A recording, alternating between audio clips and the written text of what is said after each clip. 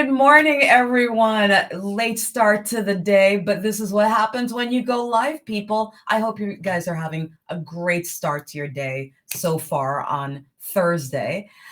Today, we're going to do an entrepreneurial profile of Erica Moore-Burton. I've been telling you guys this. I'm hearing all these fantastic stories from these exceptional business owners. I had to share it. So be prepared to be inspired. We're going to interview this outstanding entrepreneur with so many stories and things to share, the good, the bad, and maybe some advice for those of you who are just starting. And who knows, maybe some of you who are already out there. So let's go.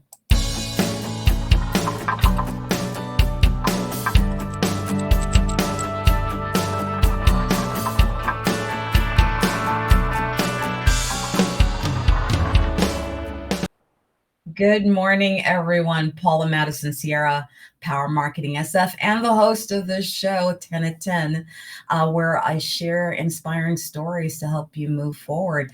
And this morning, I have with me Erica Moore-Burton, president of Round Hill Legal Search. Good morning, Erica. Thanks for being on the show with me. Hi, good morning. How are you? Happy Thursday to you. Definitely happy Thursday. A sign of a person is their patience and how they roll into crazy things that happen. And Miss Erica is definitely up there as one of those people who can roll with punches.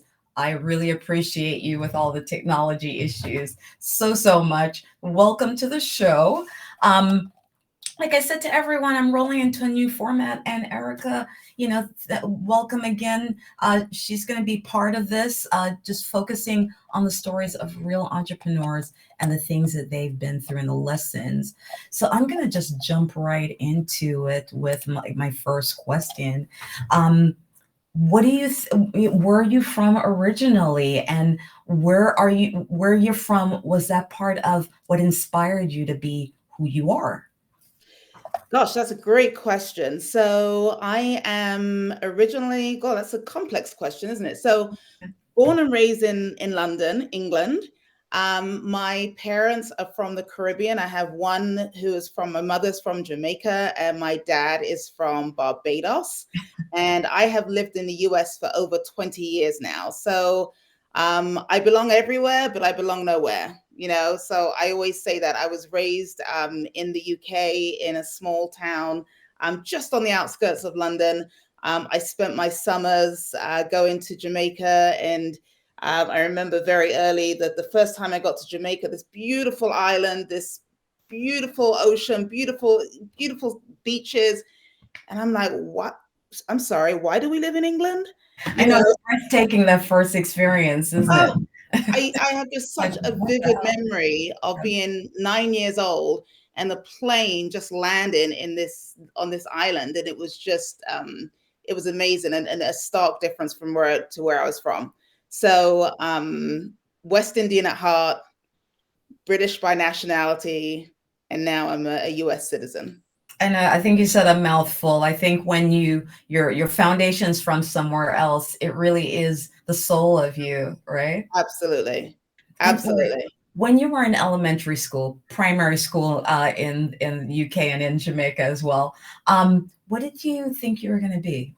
What were your thoughts on that? Well, early on, I thought I was going to be a veterinarian, and I quickly swayed away from that when my sister used to tease me, and she used to say, you're going to spend your life with your hand up a cow's bottom. That's not going to be fun. So I quickly changed that. And early on, I did want to be a lawyer. Very early on, I did want to be a lawyer, and that was something I was encouraged to do by my parents. You have the West Indian mentality of what you're going to do. You're going to be a doctor, you're going to be a lawyer, you're going to be a politician. You go down the list, accountant. So lawyer fitted in nicely with that. But I was following that path for a very long time until I realized and had the confidence and courage to say, you know what, this isn't for me. This isn't where my skill set is. Either on the transactional side or being a litigator, and then jumped into legal recruiting over 20 years ago now. what's the biggest misconception that people have about entrepreneurship and entrepreneurs in general? Yeah, people don't see the work behind the scenes. They don't see the hours and hours of work while people are sleeping. Entrepreneurs are up, Yeah. thinking about their business, doing something for their business. So I think that there's a misconception that, you arrive, and the hours of work haven't been, and that continue to go on behind the scenes. Once my employees go home, I'm still working. So I think there's a misconception there about the work, the effort that it takes, to make a business successful, and the time that it takes. I've got a lot of friends who are entrepreneurs as well, and for some of them, they've been in business for, this may be their third or fourth business that they're on, because the others haven't worked. There's a stat out there that say a lot of businesses, they fail within the first 2 years, the first 3 years, So Yeah. I think that the work. Yeah.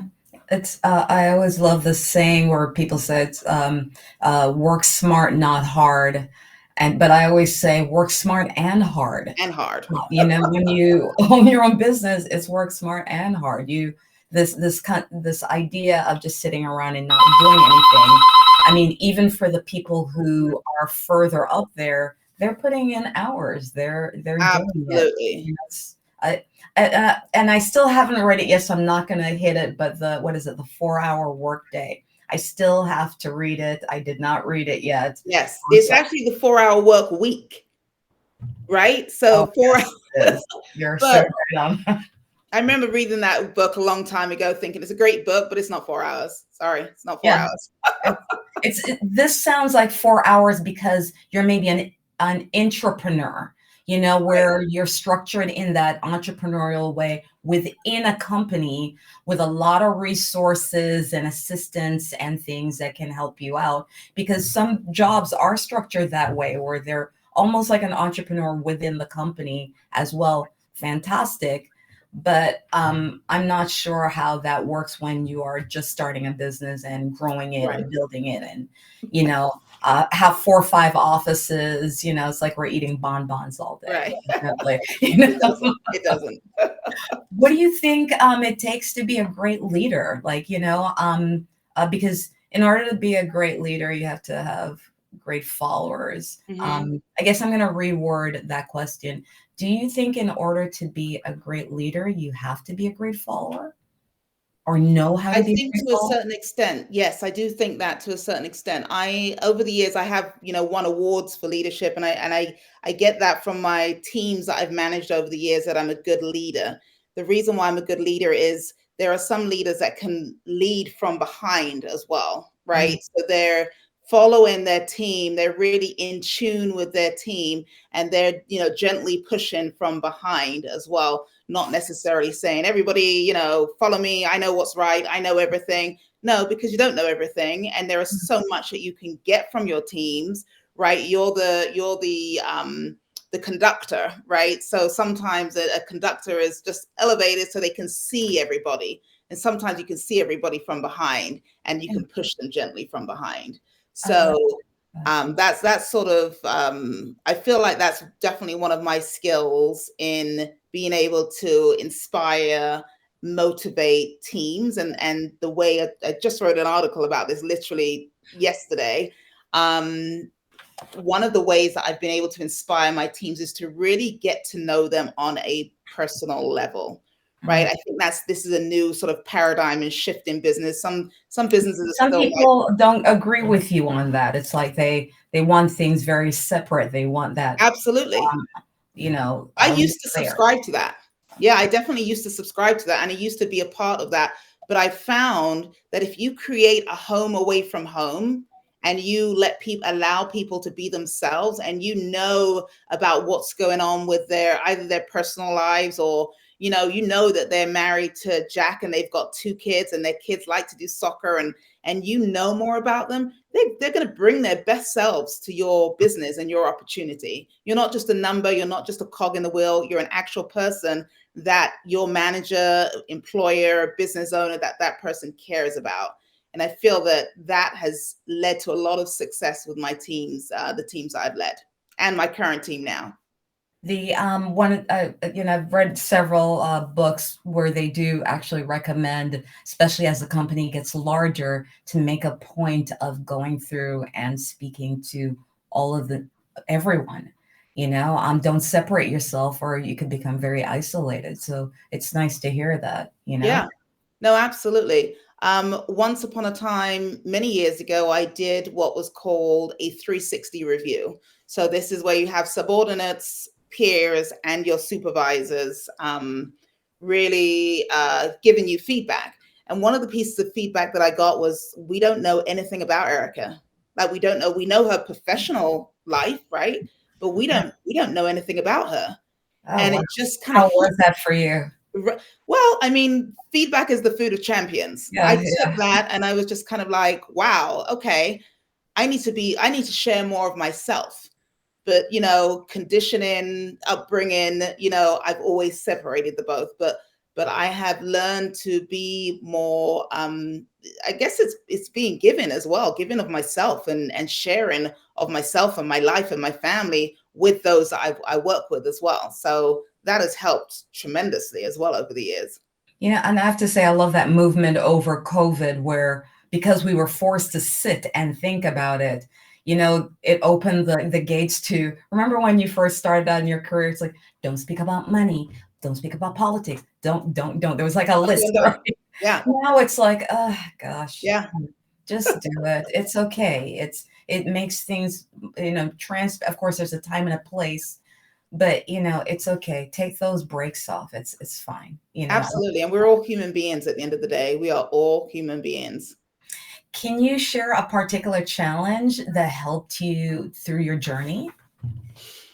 Yeah, I think that at the very beginning, when I started Round Hill 9 years ago now, the biggest challenge was really hiring that first employee. Mm. And I don't know why it was such a hurt. I had contractors, so I had a lot of contractors helping me, but I never made the plunge to hire that first employee until about year 3, right? So I hired that first employee, and I wish I'd done it sooner, but I was in my head about it, about all of the things that maybe I didn't know that could perhaps go wrong. Stuff is going to go wrong, right? This stuff is going to go wrong, right? Just like this morning, stuff's going to happen. Right? So the true test is how you deal with it when it does happen. So as soon as I got over that, yes, I'm going to hire this employee. Things might go wrong. I might not have the right documentation, but you're just going to learn as you go along. You're going to learn as you go along. And I think if people wait until everything's perfect, then sometimes you're not even going to get started, because sometimes it never is perfect and you just have to go. So that was a challenge. The mindset was a challenge for me, I think. But I made that shift, and the way I was able to make that shift was to join a group. I found a wonderful group of like-minded entrepreneurs, and really sort of heard their stories, and as a group that I continue to be a part of today. And they helped me sort of make that mind shift. And now we've got 10 employees. Well, with that said, you kind of got me to a question. What's, in your opinion, because I know everyone's going to have a different answer to this, what are 3 skills that you think an entrepreneur, whether they're starting or not? Because, asking these interview questions, I think folks, well, as someone who's just starting. Yeah. But I realize that, things shift and change even for seasoned business owners. So what 3 skills do you think that an entrepreneur should possess? I always say that there's one that I use with my team. So I've got seasoned people on my team. I have people that are just starting out. I always think that you need a certain level of grit, right? Grit is in my company, grit for us is having a growth mindset, right? You might not be good at something, right? I'm not good at, the accounting piece, but I'm not good yet, right? It's not having that fixed mindset when it comes to certain things within your business. So I think as a business owner, as you evolve, as you continue to grow, really maintaining that sense of a growth mindset and continuing to work on your skills. Like I always say, my cup is never full, right? There's always space in my cup for more knowledge. Yeah. So as a business owner, you may evolve to a certain point in your business, but there's always more to learn. There's always more to learn. So grit, learning, and what's your last one that you could throw out to me? So resilience. At all state, businesses, they go up and they go down. I call it the sort of the roller coaster ride. And I've acquired this skill of stepping back and being an observer of whatever the issue is, knowing that it will pass as well, right? So being resilient and using that being an observer of the situation, it'll pass. If it's a rough period, it'll pass. So taking that approach to things, so really being resilient as well and continuing to be resilient. I love that. What are you learning right now or just recently learned? I don't know if you're doing a certificate or reading a book or what are you in the middle of right now? Yeah, let's see. I'm reading a book right now called Indistractable, right? And it really is about how having to hack the distractions in your life. So I'm a pretty focused person, but like anybody else, I can get distracted as well. And so what I've started doing, which has been helpful, is to have sort of a calendar, Google sheet, and every moment of the day in sort of half-hour increments, I am putting what I'm doing, right? What are you working on now? What are you working on now? So at the end of the week, I can look at it and say, okay, so even those gray areas where I'm not really doing anything, it hardly happens, but I can look back at the full week and say, okay, where did I get distracted there? What am I spending too much time on? It's color coordinated as well, but what am I spending too much time on? So literally every half hour of my day is accounted for. And I can look at it at the end of the week and say, okay, there was too much time spent here or too much time spent there, or I need to do more of something. Oh, I love that operationally and also personally as well, because it's a combination of everything, right? Yeah, absolutely. So absolutely. Do you have any learning strategies for yourself? Like we had Alex Gilmet on the show like a couple of months back, and he shared how, because he's a reader, he and his wife, he's like, that's why I married the woman, because she reads. Like, it's like, I never saw anyone that read and was interested like I was, but he had a very distinct process. Like, this is what I do, lockout sound. I do this. And, he usually is doing 3 books at a time. So he had a very specific process about what he liked to read and what he recommended that entrepreneurs read. Do you have a certain process as well for how you learn and structure that into your day? Yeah, a couple things that I do. I always make sure that in any given year, I am in some sort of program that gives me structure, right? So that I know that I'm always learning, I'm always reading, I'm always evolving as a person. I'm always doing something. Right now, I'm doing what my husband he's a motivational speaker, and he creates programs online. He has a program called Tribe 100X. And basically, this program incorporates exercise. You've got to be reading 10 pages a day. So he's sort of got the checklist that you have to go down. You've got to meditate every day. You've got to read 10 pages of an entrepreneurial book every day. You have to exercise twice a day, 45-minute sessions. So this morning I've already had a game of tennis and I've already done some yoga, and that was before my day got started.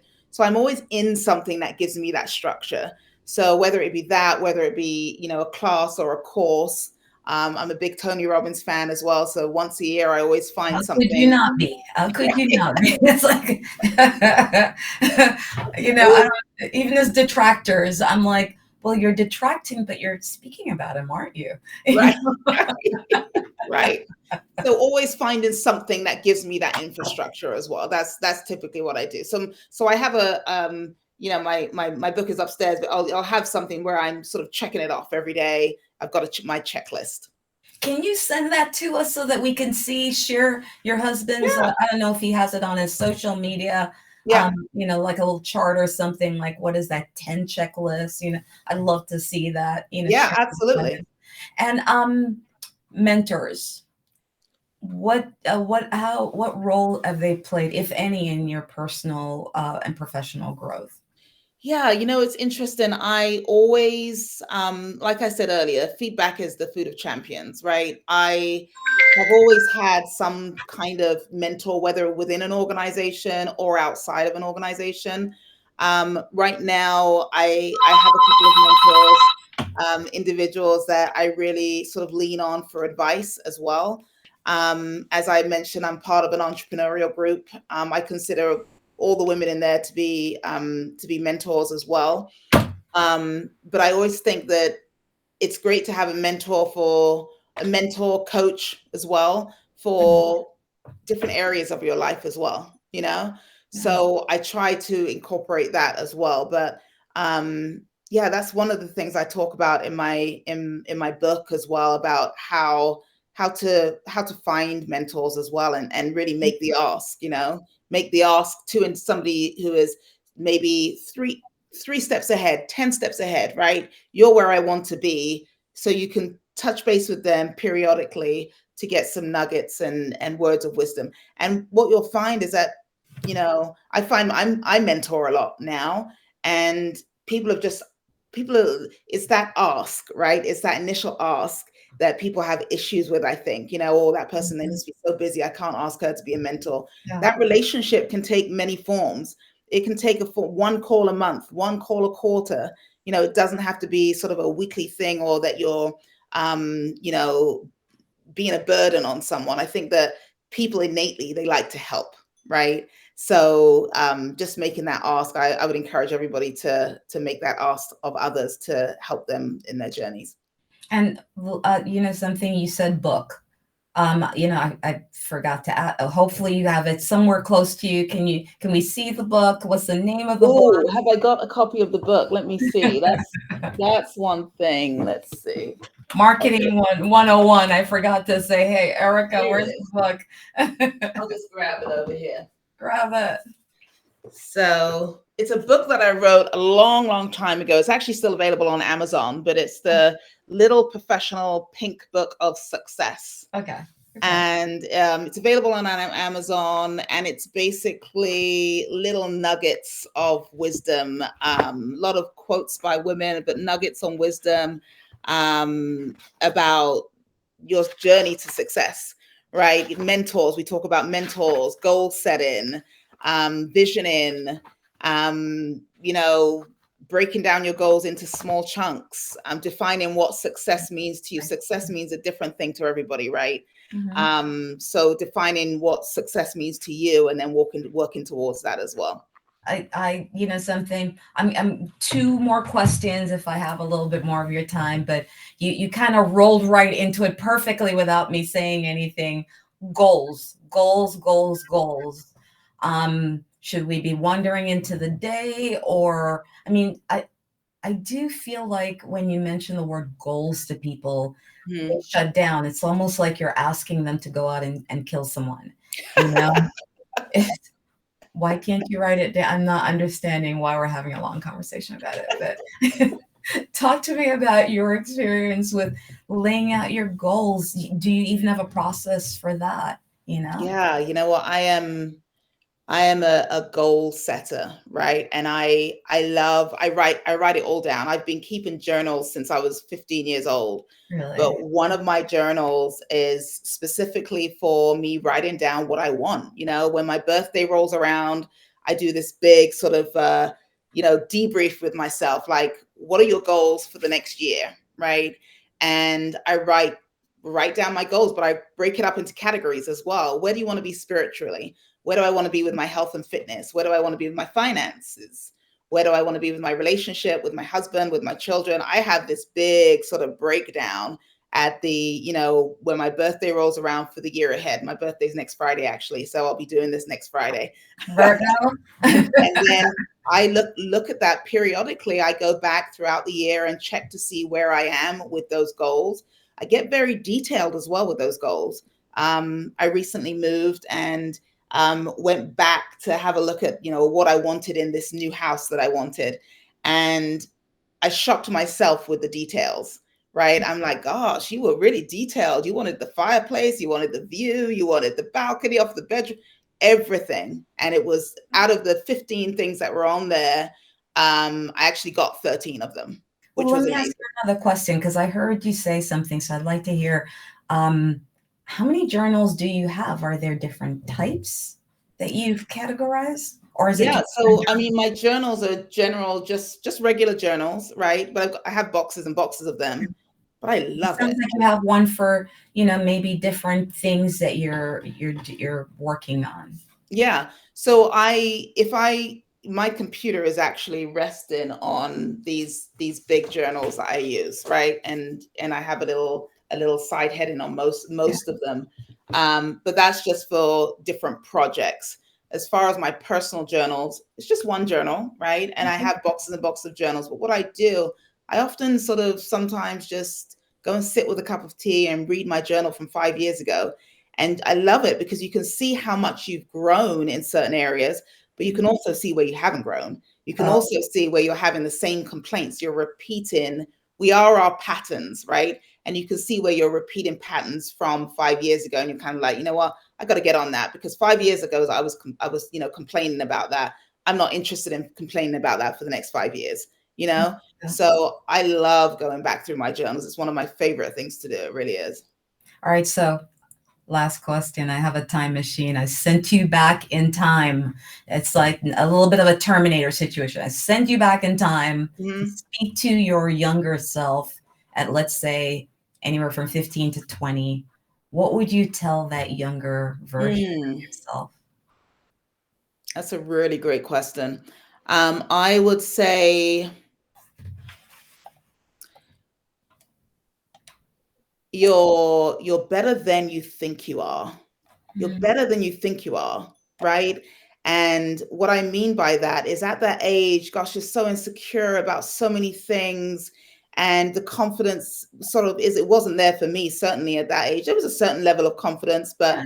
um, going back now, gosh, this is a whole nother show actually, but let me try and succinctly say this. I went to a very strict all-girls school in the UK, and I was very middle of the road, right? But at the time, it seemed as if there was a focus on the girls that were excellent, that were very, very smart. So I was in this space of, oh gosh, you're not that smart, you're very sort of average student, etc. And then as I got into the world and started working and started really working on the skills that I was kind of good at and everything, it just sort of switched on. Gosh, you're better than you thought you were, right? But it was other people putting labels on you to say that you were this or you were that, and instead of looking for the evidence of the things that you did do well or that you do well, it was the opposite. So I had to learn to turn that on its head. So at that age, if I went back now, I would tell younger Erica, you are better than you think you are. Mm. You're better than you think. Keep forging forward. Put one step in front of the other. You're better than you think you are. Oh, wow. That's heavy. I think because we all kind of suffer from that. Even after, I mean, I'm always surprised in interviews with these big iconic folks that they still have these doubts that, am I Absolutely. doing enough?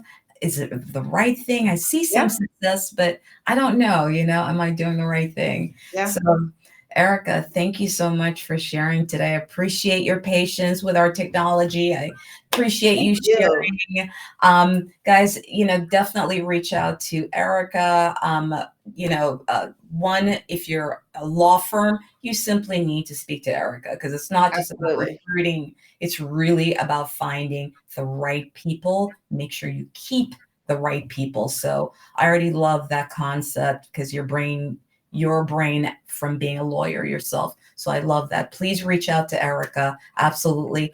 My continued mission statement, as you guys know, is to introduce you to what I call my everyday experts, business owners, and of course, to offer you some marketing as well. We air every Thursday. I'm not even going to say at 10 live on LinkedIn.